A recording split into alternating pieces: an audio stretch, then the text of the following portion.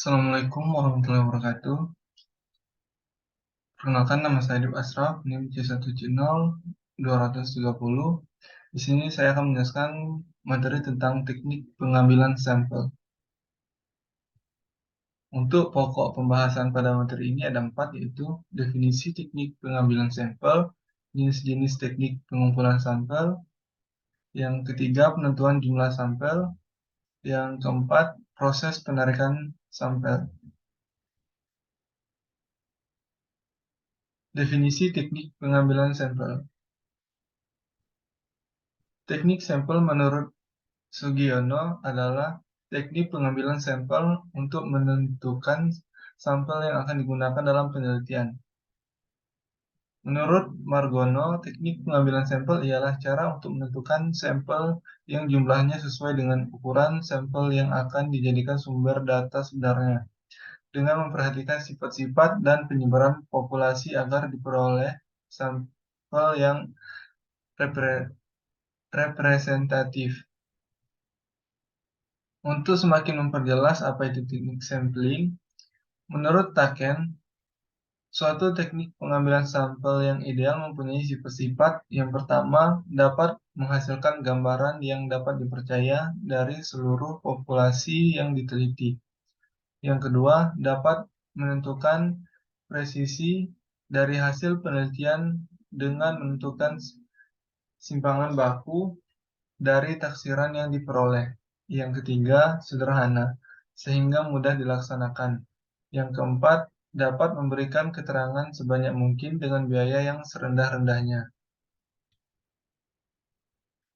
Selanjutnya, jenis-jenis teknik pengumpulan sampel.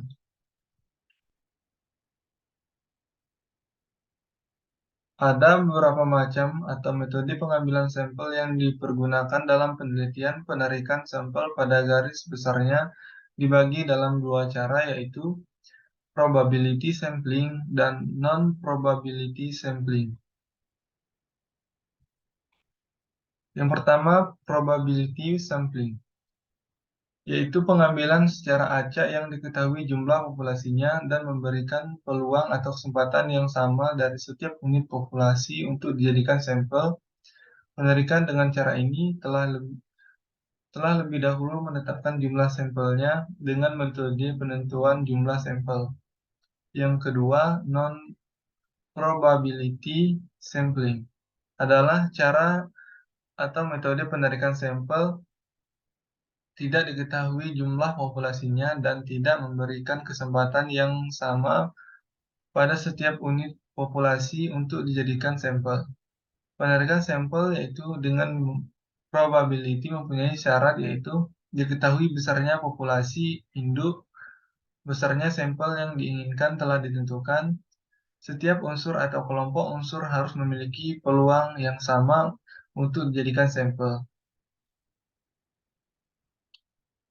Penarikan sampel dengan probability sampling ada beberapa bagian, yaitu penarikan sampel acak sederhana atau simple random sampling. Yang kedua, penarikan sampel acak sistematis. Yang ketiga, penarikan sampel random bertahap. Yang keempat, penarikan sampel acak bertingkat atau berstrata. Yang kelima, penarikan sampel acak berkelompok. Penarikan sampel dengan non-probability. Yang pertama, penarikan sampel dengan tujuan atau pertimbangan. Yang kedua, penarikan sampel dengan cara atau teknik bola salju. Yang ketiga, penarikan sampel berdasarkan kuota. Yang keempat, sampel jenuh. Pokok pembahasan selanjutnya itu penentuan jumlah sampel. Penentuan beberapa jumlah sampel dari populasi yang dibutuhkan dalam suatu penelitian ada beberapa cara yang digunakan, yaitu yang pertama, menurut Gay and Dale, ukuran minimum sampel yang dapat diterima berdasarkan pada desain penelitian yang digunakan. Bagi peneliti deskriptif, minimal 10% populasi besar dan 20% populasi kecil.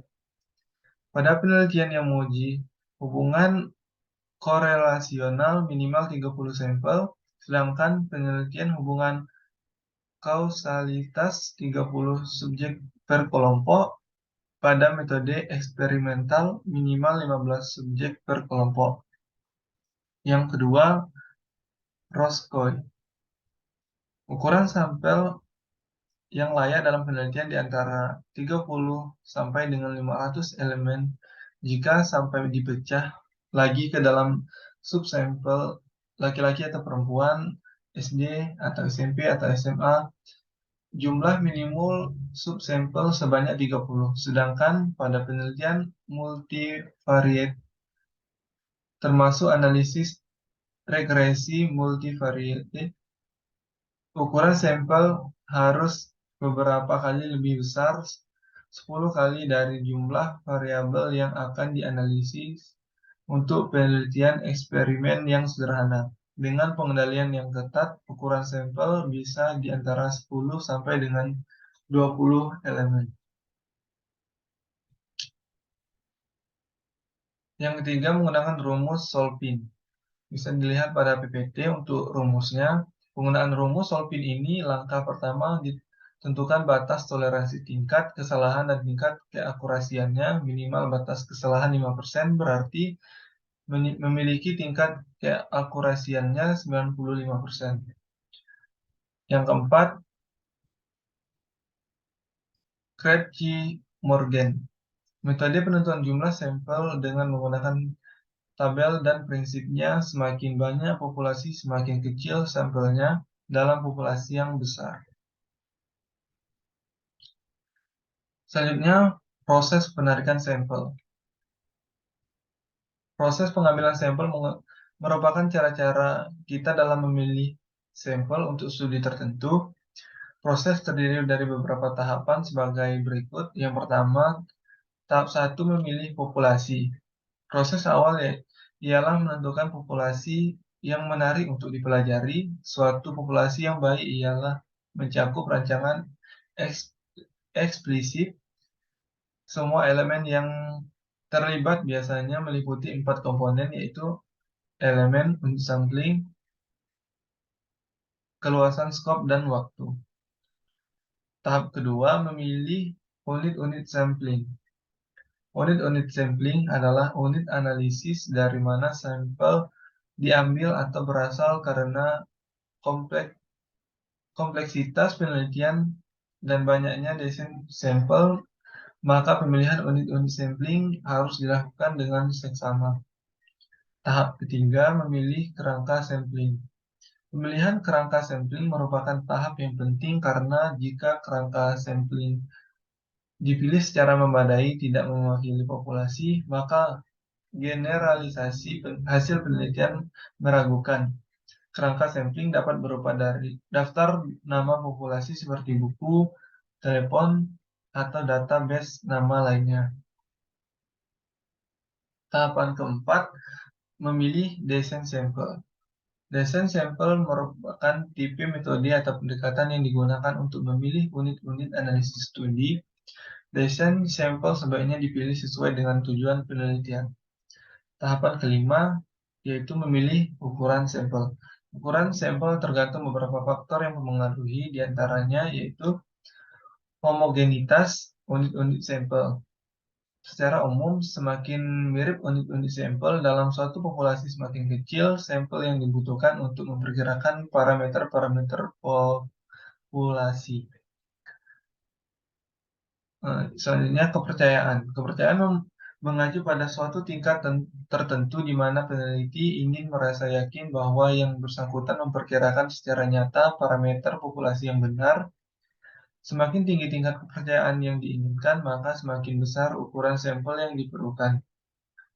Selanjutnya, presisi. Presisi mengacu pada ukuran kesalahan standar estimasi. Untuk mendapatkan presisi yang besar dibutuhkan ukuran sampel yang besar pula. Selanjutnya, kekuatan statistik. Istilah ini mengacu pada adanya kemampuan mendeteksi perbedaan dalam situasi pengujian hipotesis. Untuk mendapatkan kekuatan yang tinggi, peneliti memerlukan sampel yang besar. Prosedur analisis. Tipe prosedur analisis yang dipilih untuk analisis data dapat juga mempengaruhi seleksi ukuran sampel. Selanjutnya, biaya, waktu, dan personil. Pemilihan ukuran sampel juga harus mempertimbangkan biaya, waktu, dan tenaga pencacat. Sampel besar akan menentukan biaya besar, waktu banyak, dan personil besar juga. Selanjutnya, pada tahapan ke-6, yaitu memilih rancangan sampling. Rancangan sampling menentukan prosedur operasional dengan metode untuk mendapatkan sampel yang diinginkan. Jika dirancang dengan baik, rancangan sampling akan menuntun peneliti dalam memilih sampel yang digunakan dalam studi, sehingga kesalahan yang akan muncul dapat ditekan sekecil mungkin. Selanjutnya, tahapan ketujuh, memilih sampel. Tahap akhir dalam proses ini ialah penentuan sampel untuk digunakan pada proses penelitian berikutnya, yaitu koleksi data.